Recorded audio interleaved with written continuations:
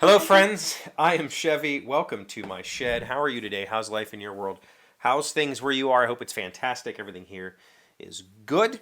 I took today off. We had a planned power outage today, which was supposed to last from 8 to noon, 4 hours. Ended up lasting until about 1:30 or 2. Like it was longer than I expected. And so rather than go to the office, I took the day off. I mean, there's always work to do, right? Like outside of my day job stuff. But what the power out, it's honestly not something I've experienced a whole lot in my life. I guess when I was younger, I can remember having more frequent power outages during thunderstorms and such when I was younger. And it seems like that's a very rare occurrence now. If we lose power now, it's just for generally it's for a few moments, and then we get switched to a different circuit. It's kind of one of those like power goes out, power comes right back on sort of things. Sometimes when that happens, we overload and they have to go reset or whatever. But I feel like I don't experience extended power outages very often anymore. I think the last time was maybe a year or two ago. We had a couple of hours, and a 5.5 hour power outage, not a big deal for me. In general, like even if it was at nighttime, I've camped my entire life, so I have a lot of camping equipment. I could make meals, I could have light. I'm fine. Like it would be all right for a little bit. But I live in an area where it's not uncommon for people to go without power for days. Generally, though, those people live like outside of municipalities. I mean, I technically do. My city's municipality ends like 500 yards that way. Like it part of our development, like a little corner of our development, is in the city limits. But I'm on their infrastructure, so I'm on the same circuit as those people, which means that if they lose power, it's coming back, because when the power outages happen, say there's a mass storm or whatever, it's the circuits that have the most customers come online first. That's who they treat first. That's how that works.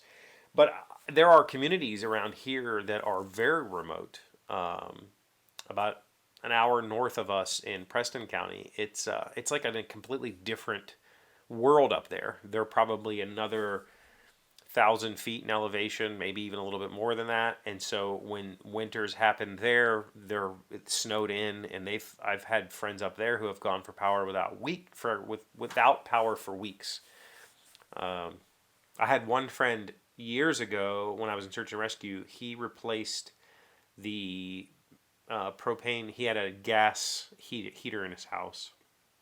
He was building himself like a shop barn thing, and he wanted to put a heated floor in the shop barn, and he decided to put in a boiler, an outdoor boiler, which is kind of a commonish thing. Like there are people around here that have them, and if you've ever seen one, it's bigger than a porta potty, but not a whole lot. It's a unit that you feed fuel into, and it can burn all kinds of different stuff. Generally, it's pellets or coal or something like that, and it just heats water and then uses that to heat your house and the garage floor. And then he put that in, and like it was that year or maybe the year after, they got snowed in for like 2.5 weeks. He ended up having to cut trees down on his property to feed his burner, to feed his boiler, and to feed his fireplaces, just to stay. He couldn't get firewood. And this guy had like, this dude was like a super survivor. He had stacks and stacks of firewood. He burned through all of it trying to keep his house heated, trying to keep his garage, floor heated. Not necessarily. I think he cut that circuit off, but he tried to keeping his house heated, tried to stay warm. I mean, he ended up cutting trees down on his property just to stay warm. That's wild. So today, no big deal. Like 4.5, 5 hours, 5.5 hours, whatever. During the daytime, there's plenty of light, but there's still those moments where you go to the bathroom and try to turn the switch on because you're used to it. I have the bathroom that I use is like the little half bath that has no windows in it, so I don't just, yeah. But I'm curious, like, do you live in an area where power outages occur for lengthy periods of time, or have you experienced them, and how do you deal with that, or are you prepared for that? Do you prepare for power outages? I know you're supposed to. Like in this area, I was raised to keep at least a week's worth of food in the house, to keep candles ready, to keep flashlights and spare batteries ready. Uh, so I am prepared ish for a extended power outage, but not during the winter.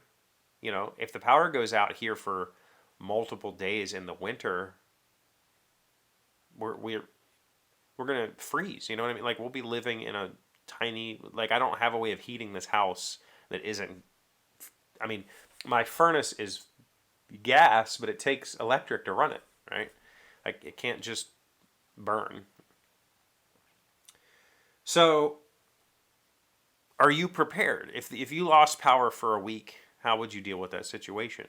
Uh, and I'm assuming things like if I lose power, this town loses power. Like it's not like I can go to the store and buy supplies. What do I do? How do I survive that?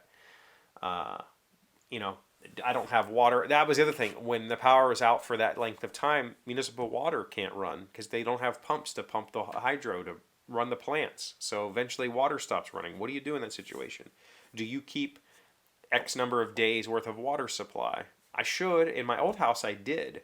I used to drink a lot of Arizona tea, and I kept those really thick plastic jugs that it came in full of water in my basement. I had probably 20 or 30 gallons of water saved. So if we had an extended power outage, because I think at one time in that house we did have like a 1 or 2 day power outage. Um, and you should be prepared for that. Am I prepared right now? No, no, I'm not. I would run out of water the fastest if water stopped flowing. I wouldn't know what to do. Right. I have food. I have plenty of food to survive on. I could cook what's in the freezers. I could eat what's in the fridge. I have staples in the closet. Like I could cook. I have gas. For some reason, I have propane tanks, but I don't have storage. So I'm curious to know, do you have any sort of natural disaster or preparedness in place? Do you live in a place where you even consider that? I know some of you live in places where the weather is always beautiful, and if the power goes out, you just go outside and it's no big deal.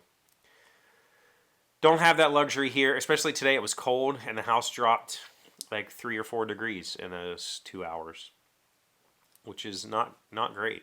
Or in those 2 hours, it's 5 hours, 5.5 hours. Uh,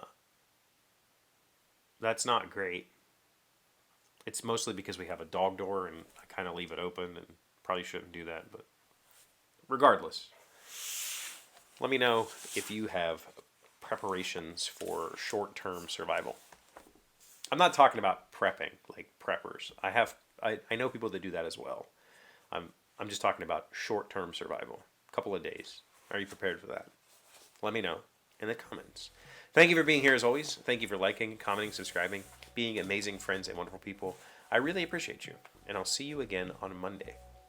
Today's word you should know sounds smart is synchronous, and is an adjective meaning two events or processes that take place at the same time. The Smithingtons and the Lightons caused quite a stir among their social contacts after they scheduled synchronous galas.